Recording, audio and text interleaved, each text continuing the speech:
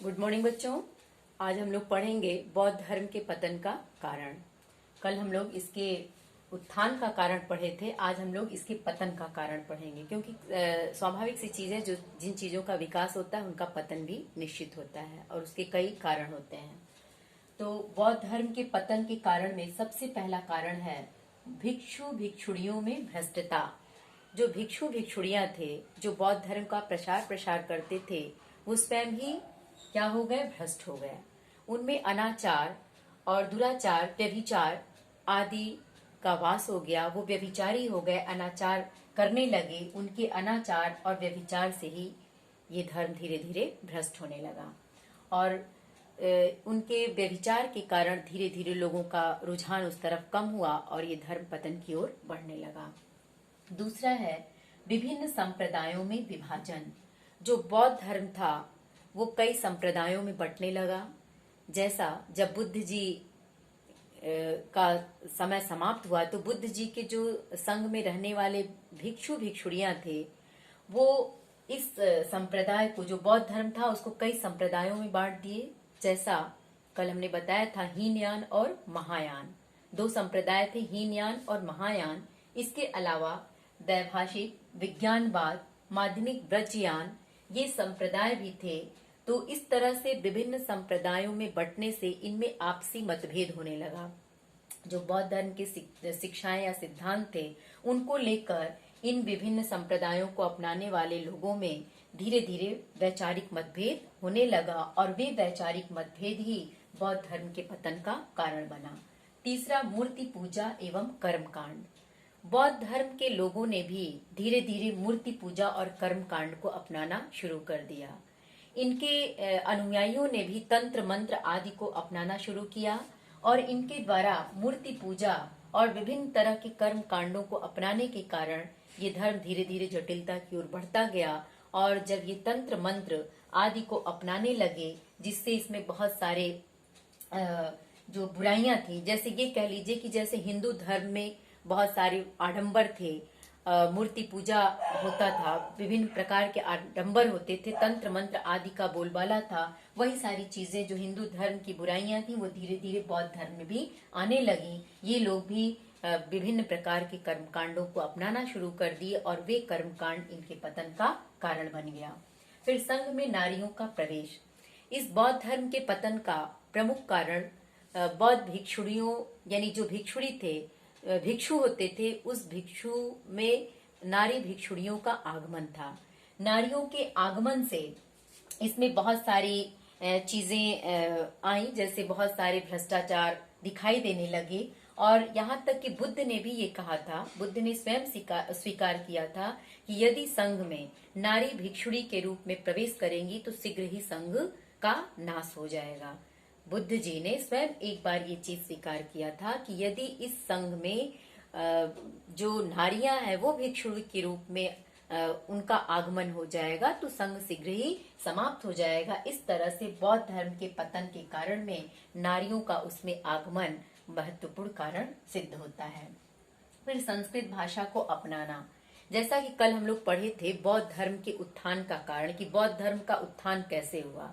तो बौद्ध धर्म के उत्थान का कारण था पाली भाषा का प्रयोग, क्योंकि संस्कृत भाषा जटिल थी।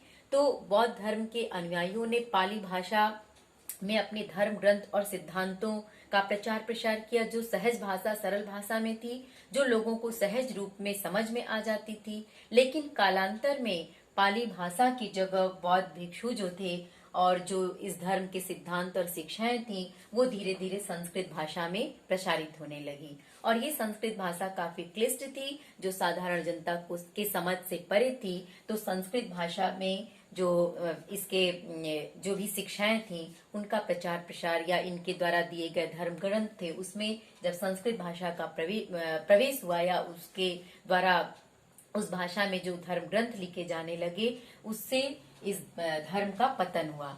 मुख्य रूप से ये बिंदु ध्यान रखेंगे कि पाली भाषा की जगह संस्कृत भाषा को अपना लेने से बौद्ध धर्म का पतन हुआ।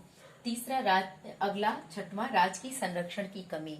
जैसा कि हम लोग कल उत्थान में देखे थे कि बौद्ध धर्म के उत्थान का कारण क्या था, राजकीय संरक्षण की प्राप्ति।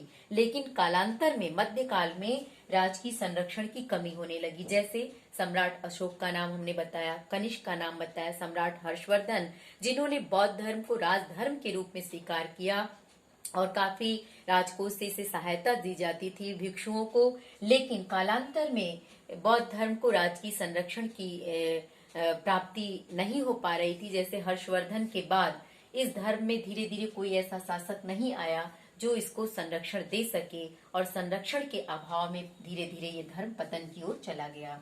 हिंदू धर्म का पुनरुत्थान। बौद्ध धर्म के पतन का एक प्रमुख कारण हिंदू धर्म का पुनरुत्थान भी था। जैसे हिंदू धर्म में शंकराचार्य और कुमारिल भट्ट जैसे श्रेष्ठ संत का उदय हुआ। ये शंकराचार्य और कुमारिल भट्ट एक श्रेष्ठ संत थे जिन्होंने हिंदू धर्म में व्याप्त कर्म कांड को सरल तरीके से अपनाया और हिंदू धर्म के बाह्य आडंबर और जो कुरीतियां थी उनको दूर करके इन्होंने हिंदू धर्म को पूर्ण रूप से सरल बनाया, जिससे लोगों का आकर्षण पुनः हिंदू धर्म की ओर हुआ। लोग बौद्ध धर्म से की तरफ से हटने लगे। फिर गृहस्थ जीवन की उपेक्षा। जो बौद्ध धर्म था, बौद्ध धर्म के अनुयायियों या जो भिक्षु थे, वो गृहस्थ जीवन को त्याग कर गृहस्थ जीवन को में प्रवेश पाने की अपेक्षा वो भिक्षु बनकर के जीवन यापन करने में ही अपनी श्रेष्ठता समझते थे, जिससे समाज में जो था बहुत सारी सामाजिक व्यवस्था, कह सकते हैं कि इससे सामाजिक व्यवस्था असंतुलित होने लगी। क्योंकि जो हमारे 4 आश्रम थे, ब्रह्मचर्य, गृहस्थ, वानप्रस्थ और संन्यास आश्रम, उसमें गृहस्थ आश्रम सारे आश्रमों को का सार माना जाता था, महत्वपूर्ण माना जाता था। लेकिन इस धर्म के अनुयायी गृहस्थ जीवन की उपेक्षा जब करने लगे और भिक्षु बनकर अपना जीवन यापन करने लगे, जो इस धर्म से जुड़े हुए हिष्ट पुष्ट समाज की सेवा करने लायक लोग थे, वो समाज की सेवा करने के बजाय ये गेरुआ वस्त्र धारण करके इधर उधर विचरण करने लगे। यानी जो बौद्ध भिक्षु थे, जो हृष्ट पुष्ट थे, शरीर से, बुद्धि से, बल से, जिन्हें गृहस्थ जीवन में आकर के समाज की सेवा करनी चाहिए, समाज का उत्थान करना चाहिए, वो क्या किए कि अपने आप को सामाजिक जीवन से विरक्त करके, सामाजिक जीवन से अपने को अलग करके ये लोग क्या करने लगे, गृहस्थ जीवन में इधर उधर समाज में विचरण करने लगे। फिर नास्तिकता। जो गृहस्थ बौद्ध धर्म के अनुयायी थे, ये नास्तिक थे, ये मूर्ति पूजा या ईश्वर में विश्वास नहीं करते थे। जो बौद्ध जीव थे वो भी ईश्वर में और मूर्ति पूजा में विश्वास नहीं करते थे, ये नास्तिक थे। जबकि ये कहा जाता है कि जब हमारी आस्था ईश्वर में होती है कि हमारे अच्छे और बुरे कर्म ईश्वर देखता है, तो उसके भय से हम अच्छे कर्म की ओर जाते हैं, बुरे कर्म करने से अपने आप को बचाते हैं। तो इनकी नास्तिकता भी इनके पतन का कारण बनी, क्योंकि इनका तो ईश्वर में कोई विश्वास नहीं था। इनके अंदर ये था ही नहीं कि हमारे अच्छे और बुरे कर्म ईश्वर देखता है, तो इस तरह का कोई भय नहीं था। जबकि ईश्वर में हमारी जब आस्था होती है तो हम उसमें आस्था रखते हुए अच्छे और बुरे कर्मों की ओर ध्यान देते हैं कि अच्छे कर्म ही हमें अच्छे कुल में पैदा होने के लिए, माने अच्छे कुल में हम जाएंगे अपने अच्छे कर्मों के द्वारा। तो इस तरह से इनकी नास्तिकता भी इसके पतन का कारण बनी। अंतिम है आपका 10वां, विदेशी आक्रमण। विदेशी आक्रमण में हुड़ों का आक्रमण, जो इस बौद्ध धर्म के पतन का सबसे बड़ा कारण बना। क्योंकि हर्षवर्धन के बाद या अन्य जो महान शासक सम्राट अशोक, कनिष्क, ये लोग थे, जब इनका राजकीय संरक्षण इस धर्म को नहीं मिला, तो जो हुड़ आए, हुड़ों का आक्रमण और ऐसे विदेशी आक्रांत घटनाएं घटी, जो ये विदेशी आकर के इस धर्म के पतन के बहुत बड़े कारण बने। इस तरह से बौद्ध धर्म का पतन हुआ। तो बौद्ध धर्म के पतन के कारण में ये 10 पॉइंट है। इसको आप अपनी कॉपी में जरूर लिखिएगा, इसके अंदर भी आप लिख लीजिएगा। आज के लिए इतना ही। Thank you.